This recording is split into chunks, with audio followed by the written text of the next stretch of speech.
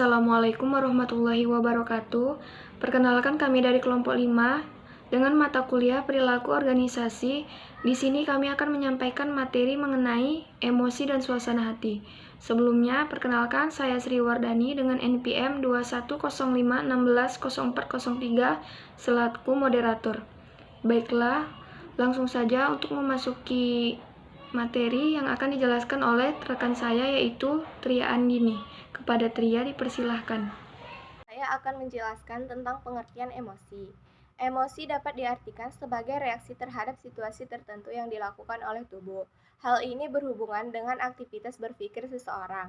Sifat dan intens dari emosi dikarenakan hasil persepsi situasi yang akan terjadi. Emosi adalah perasaan intens yang diarahkan kepada seseorang atau sesuatu.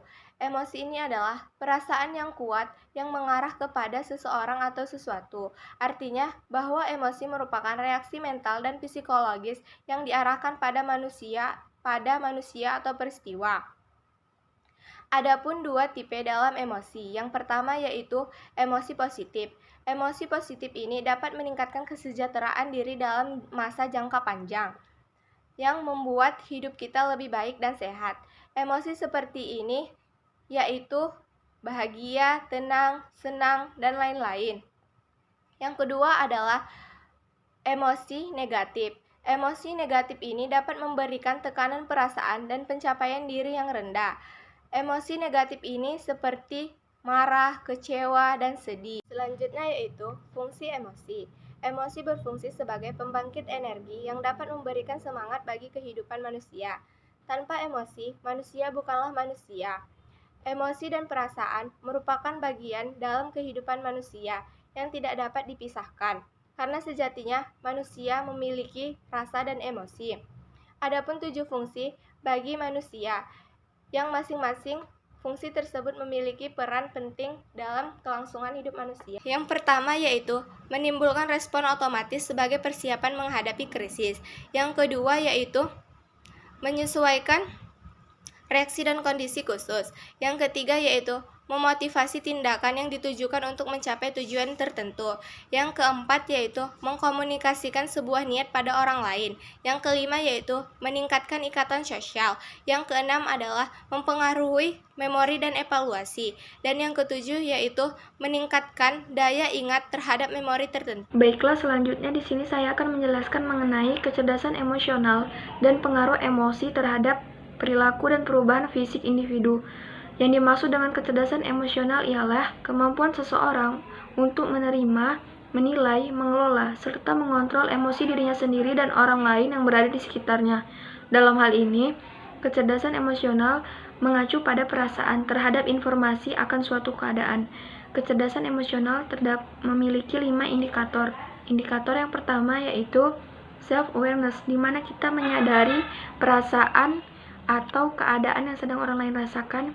Yang kedua yaitu self-regulation, di mana kita menggunakan kemampuan emosional untuk mengatur emosi sehingga menimbulkan reaksi atau perilaku tertentu.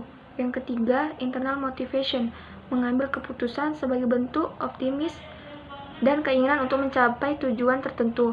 Yang keempat, memahami emosi orang lain berdasarkan tingkat emosionalnya. Yang kelima, social skill, di mana kita menerapkan kemampuan sosial untuk membangun hubungan sosial yang kuat yang berada di dalam sekitar hidup kita. Baiklah, selanjutnya pengaruh emosi terhadap perilaku dan fisik individu.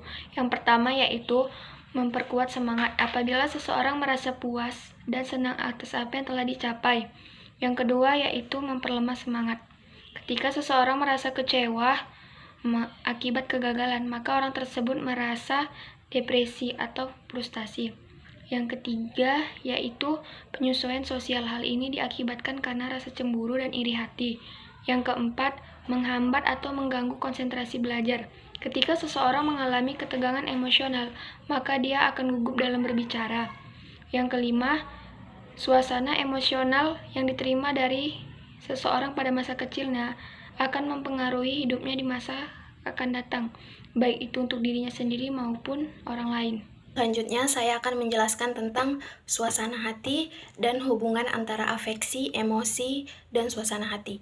Yang pertama, suasana hati. Suasana hati atau mood adalah perasaan-perasaan yang cenderung kurang intens atau kurang berekspresi dibandingkan emosi. Salah satu penyebab dari mood swings atau suasana hati adalah cuaca. Perbedaan mood swings atau suasana hati pada pria dan wanita bisa berbeda. Pada wanita biasanya disebabkan oleh perubahan hormon, menstruasi, dan kehamilan. Sedangkan pada pria biasanya disebabkan oleh faktor gaya hidup. Yang kedua, hubungan antara afeksi, emosi, dan suasana hati. Kita membutuhkan 3 hal yang berkaitan dengan afeksi, emosi, dan suasana hati. Afek adalah hal umum yang mencakup beberapa perasaan yang dialami orang, meliputi emosi dan suasana hati. Emosi adalah perasaan intens yang terjadi karena sesuatu atau seseorang. Sedangkan suasana hati adalah perasaan-perasaan yang cenderung kurang intens dibandingkan emosi. Beberapa ahli juga yakin bahwa emosi lebih cepat mereda dibandingkan suasana hati. Sebagai contoh, misalnya orang berbuat kasar kepada kita akan emosi atau marah. Tetapi sifat emosi atau marah kita akan lebih cepat mereda, bahkan dalam hitungan detik akan mereda. Tetapi untuk beberapa jam ke depan, kita akan mengalami tidak enak atau dalam suasana hati yang buruk. Demikianlah penjelasan dari kelompok 5, semoga bermanfaat untuk kita semua. Saya selaku moderator, mohon maaf apabila ada salah kata. Saya akhiri, wassalamualaikum warahmatullahi wabarakatuh.